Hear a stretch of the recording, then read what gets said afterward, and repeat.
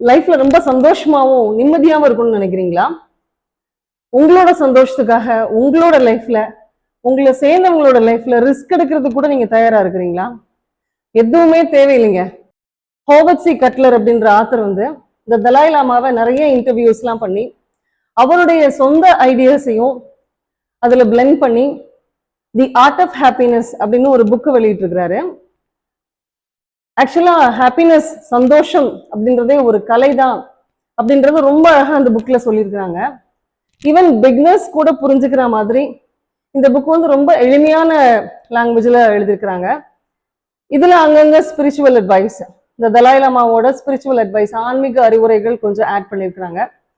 Plus இதுல வந்து நம்ம எப்படி ஒருத்தர் சார்ந்து வாழணும், எப்படி நம்மளுடைய சுய மதிப்பை நம்ம புரிஞ்சு நடந்துக்கிடணும், இது போக அடுத்தவங்களுடைய உணர்வுகளை எப்படி நம்ம புரிஞ்சு நடந்துக்கிடணும், நேர்மறையான எண்ணங்களை வளர்த்துக்கிடணும் அப்படின்றத வந்து ரொம்ப அழகா சொல்லியிருக்கிறாங்க. இது எல்லாம் தான் நம்ம சந்தோஷமா இருக்கிறதுக்கு காரணம் அப்படின்னு சொல்லியிருக்கிறாங்க.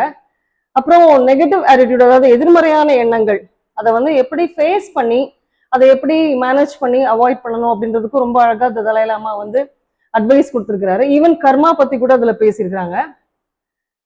ஆக்சுவலா இந்த தலாய் லாமா என்ன சொல்றாரு அப்படின்னு சொன்னா, வாழ்க்கையினுடைய நோக்கமே வந்து சந்தோஷத்தை தேடுறது தான், மகிழ்ச்சியை தேடுறது தான் அப்படின்னு சொல்லியிருக்கிறாங்க.